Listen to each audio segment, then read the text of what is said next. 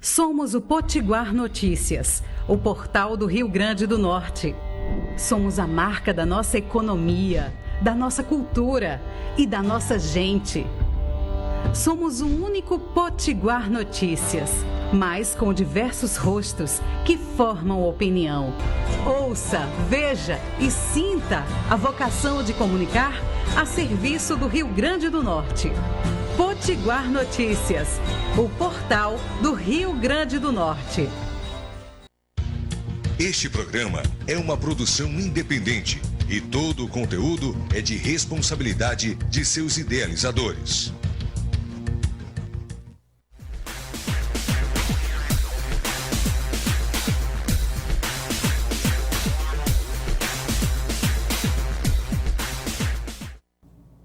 Olá, meus amigos, minhas amigas, mais uma vez muito obrigado pela sua audiência, por estar aqui conosco no nosso Papo Potiguar. Agradecer mais uma vez ao Sindicato dos Petroleiros pela oportunidade que está dando da gente fazer esse programa quinzenalmente, trabalhando a temática do nosso Rio Grande do Norte. Agradecer ao Itapuã Costa, que está aqui na produção, sempre conseguindo solucionar as diversas possibilidades e intempéries técnicas que a gente tem. A dona Irandi Pinto, com muita saudade do nosso querido Pinto Júnior, que sempre está aqui conosco. Agradecer o apoio da AGERN, Associação dos Geólogos do Rio Grande do Norte, e a Gamboa do Jaguaribe. Visite a Gamboa do Jaguaribe. Nós hoje temos um papo cultural, mas não cultural no sentido de apresentação, mas no sentido da gestão da cultura no nosso estado. Com o diretor-geral da Fundação José Augusto, que eu chamo de presidente, porque a presidência sempre é uma maneira que o brasileiro tem que se referir ao cargo do executivo principal. O nosso querido Crispiniano Neto, boa tarde, Crispiniano, um prazer estar com você. Crispiniano é uma das mentes mais brilhantes que o nosso Rio Grande do Norte tem. Advogado, agrônomo, poeta, escritor, gestor, dirigente político partidário, cooperado da Serra do Mel, cooperativista, enfim, com uma multifacetado, com essas muitas faces de Crispiniano. Mas, ultimamente, ele tem se destacado na Fundação José Augusto pelas realizações que tem implementado juntamente com a governadora Fátima Bezerra. Boa tarde, Crispiniano. Muito obrigado pelo convite. Sei que sua agenda é muito apertada, por ter aceito o nosso convite. E é um orgulho para mim estar fazendo essa entrevista com você. Liberando o sinal de áudio aí, porque senão nós não vamos lhe ver. Eu vi. Alô?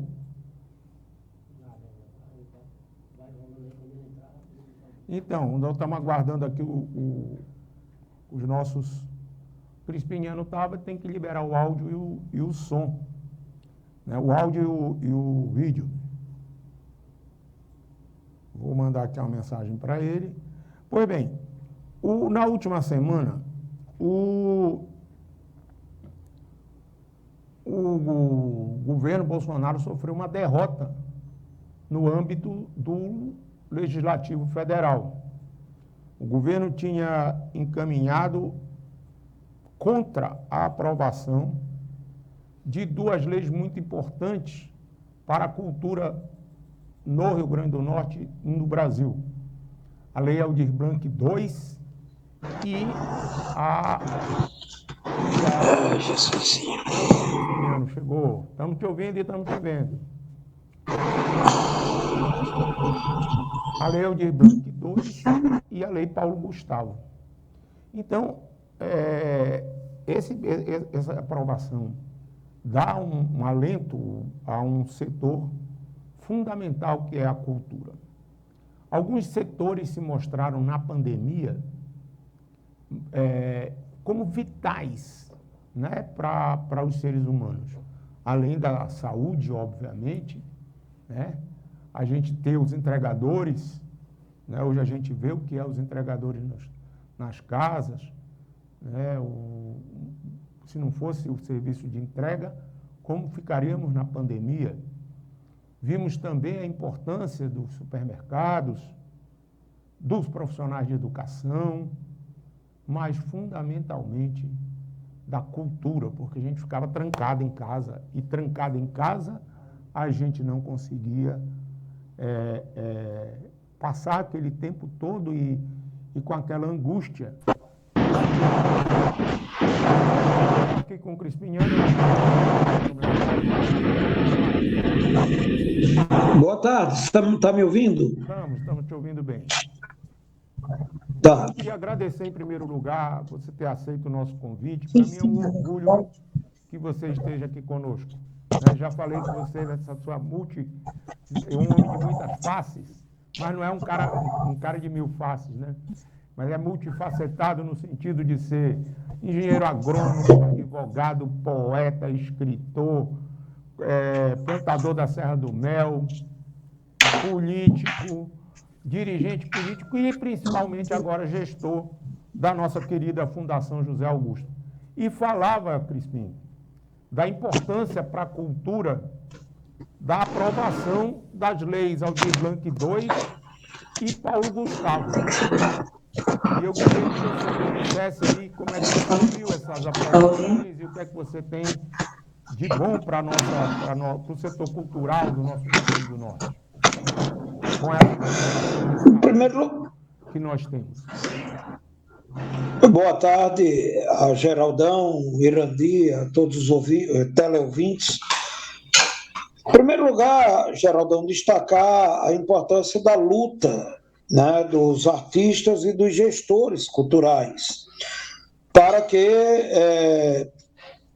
primeiro, a lei Aldir Blanc, né, no início da pandemia, e agora a lei Paulo Gustavo e a Aldir Blanc II.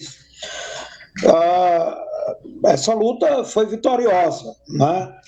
Porque ainda tem que resgatar um dado importante, que é o fato de que esse dinheiro ele estava encalhado.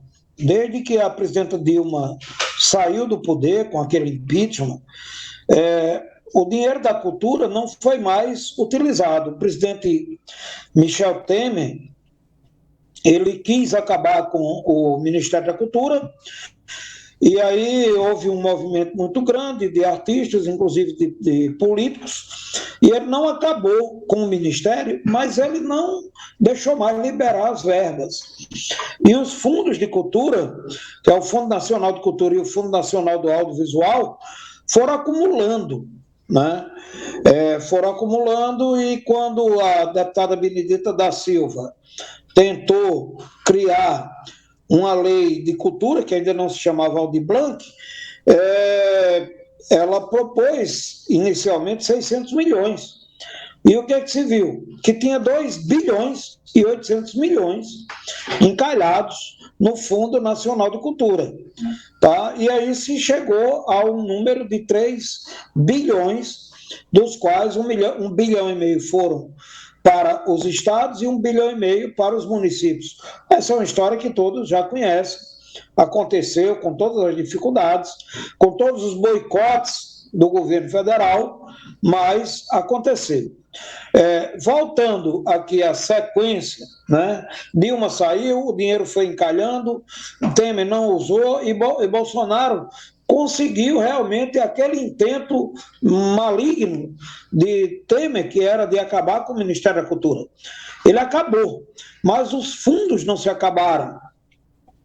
E ficaram esses fundos acumulando dinheiro, né? E o fundo de audiovisual chegou a 3 bilhões e 800 milhões, que agora se transforma na lei Paulo Gustavo. E ele vetou a lei Paulo Gustavo e vetou a lei Aldir Blanc II. Só que nós fizemos mais mobilizações, E aí o Parlamento, Congresso, Câmara e Senado conseguiram derrubar o veto. Depois da derrubada do veto, ainda tinha outra etapa, que era o presidente sancionar a derrubada do veto. Como ele não sancionou, aí volta para o Congresso promulgar. E a lei foi promulgada ontem. Então, agora é o período da regulamentação, que eu sei que eles vão dificultar ao máximo, mas não pode passar de 45 dias. E aí, quando tiver a regulamentação, aí nós vamos abrir os editais. Então, é muita burocracia, muita dificuldade. Na Aldir Blanc 1, o Estado inicialmente tinha uma previsão de 20 milhões de aplicações. Nós chegamos a passar dos 30 com esse período. Não, a Aldir Blanc 1, né, a Aldir Blanc, né, que não tinha essa definição de 1, agora que é 2, porque já é a segunda vez e é diferente. Na Aldir Blanc, para a Fundação José Augusto, vieram 32 milhões. E para os municípios do Rio Grande do Norte, 28 milhões. Um total de 60 milhões. Agora, a Aldir Blanc... Esse dado... Não, aplicaram. 18 municípios devolveram... Tá, 18, tá. Aí teve esse problema dos municípios que não aplicaram, que nós recebemos o dinheiro que eles não aplicaram, mas depois nós, da Fundação José Augusto, fomos orientados a repassar o dinheiro de volta para eles. E aí foge da nossa alçada, da nossa responsabilidade. Mas a maioria dos municípios aplicou o dinheiro, né? Natal foram 5 milhões e 900, Mossoró 1 milhão e 900, Ceará-Mirim 500 e poucos mil, Macaíba 300 e tantos, Baraúna 222. Cada município teve o seu quinhão, de acordo com o fundo de participação dos municípios e a população. Era uma equação que se fazia em relação a isso e o dinheiro vinha. Como virá agora, mais ou menos, nos mesmos critérios. Só que a Lei Paulo Gustavo, ela é para ser aplicada ainda este ano, por ser uma lei de caráter emergencial. Já a Aldir Blanc 2, ela é de caráter definitivo e ela só poderá ser aplicada no exercício seguinte, ou seja, 2023. Então, em 2023, vai se estar aplicando esse recurso da Aldir Blanc 2. E a vantagem maior é que aí será garantido por 5 anos.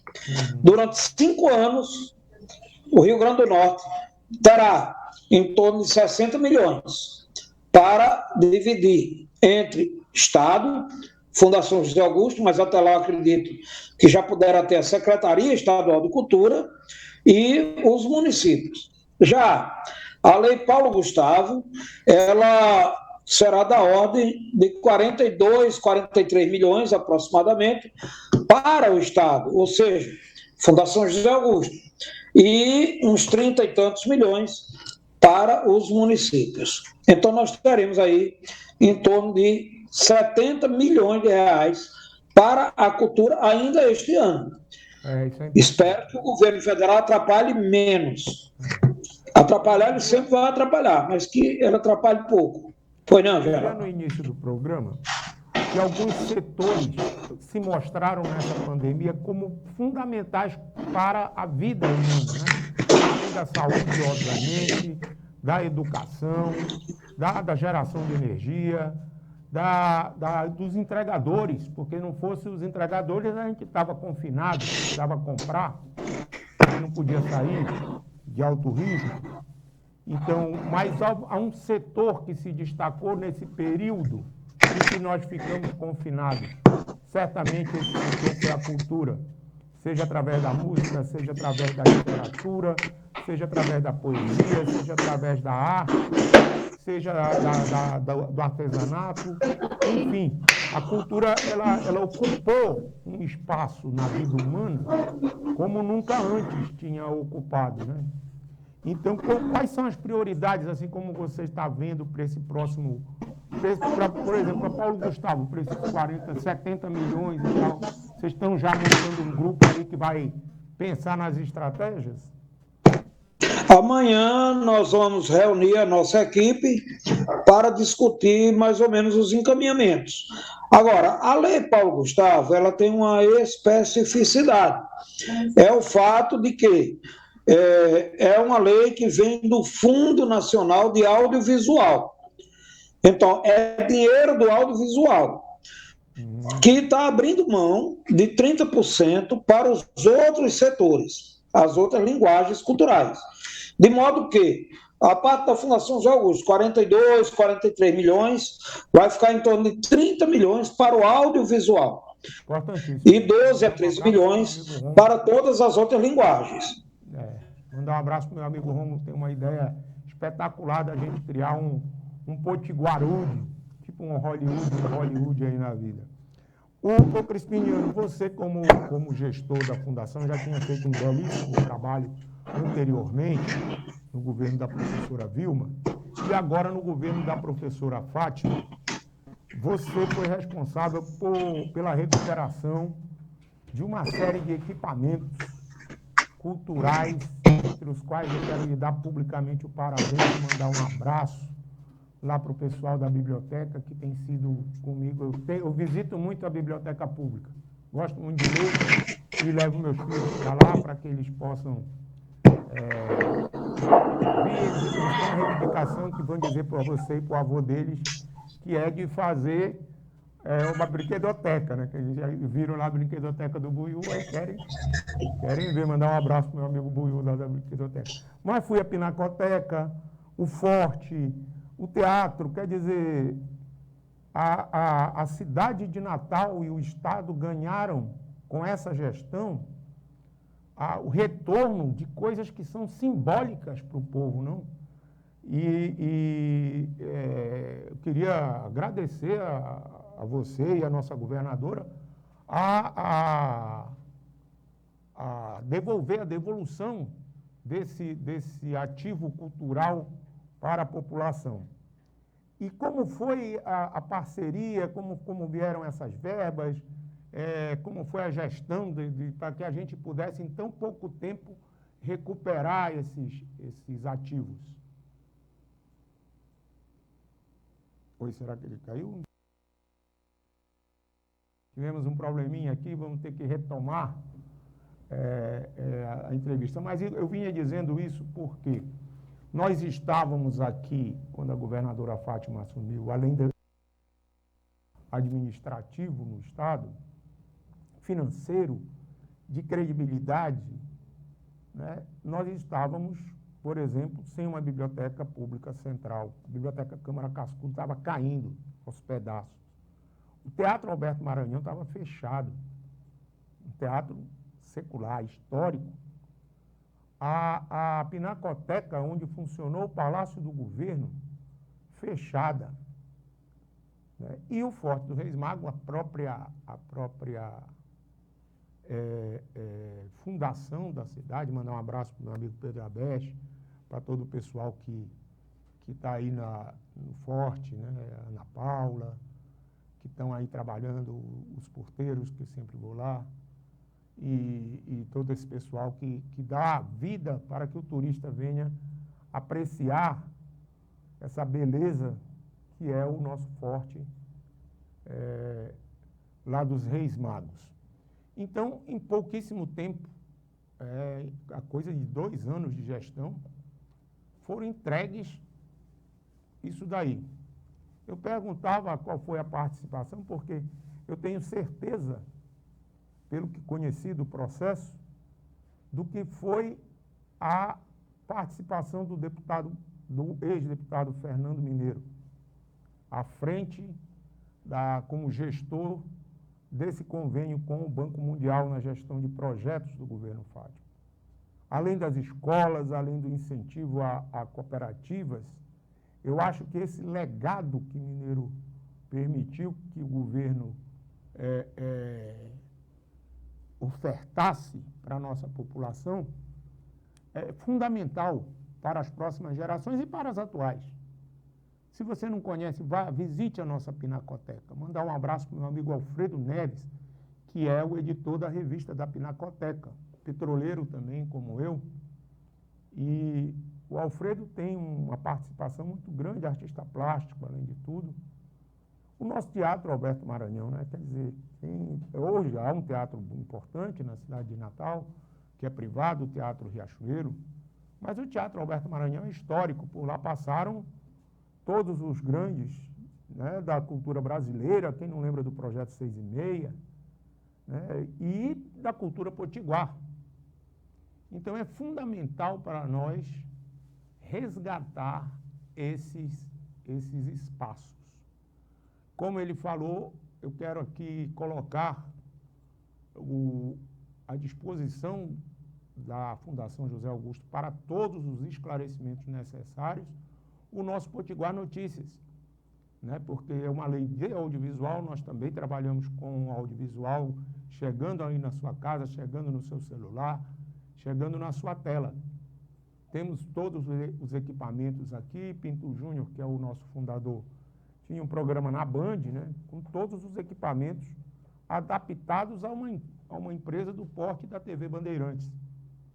Então, nós estamos aqui à disposição para o esclarecimento, para a elaboração, para receber aqueles do audiovisual que quiserem marchar junto conosco para superar e parabenizar os agentes culturais, o pessoal todo. Nós tivemos esse problema com o Crispiniano, né? Nós estamos tentando ver se reconectamos, mas o nosso papo é esse, sobre a Fundação José Augusto. Né? A Fundação José Augusto tem as casas de cultura que estão em todo o estado, a Casa de Cultura lá em Angicos, por exemplo, a Silvana está à frente, a Casa de Cultura de Santana do Matos, essas duas eu conheço muito bem, toda restaurada, toda com os artistas lá, né? Lá em Santa Cruz a gente vê a representatividade que hoje o artesão, por exemplo, que era jogado, que não tinha nem onde colocar as suas coisas, hoje tem com essas casas de cultura, os professores de capoeira, dança, né? Tudo isso numa cidade ajuda que a juventude consiga superar. Então, nós aqui, no Rio Grande do Norte, teremos uma grande missão além da economia. Nosso programa sempre trata da economia, trata da energia, trata da agricultura, mas nós não conseguimos fazer com que a cultura, a educação e a saúde, eles precisam ter investimentos de longo prazo.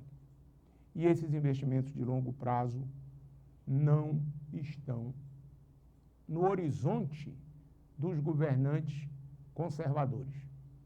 Então, nós tivemos esse problema, vamos tentar, infelizmente, não conseguimos fazer com que o nosso amigo Crispiniano Neto volte, estamos com problema na comunicação, vamos pedir a você desculpa e vamos marcar com o Crispiniano para a gente continuar essa entrevista em outra ocasião. Um grande abraço, vamos juntos, fora Bolsonaro, nós vamos derrotar.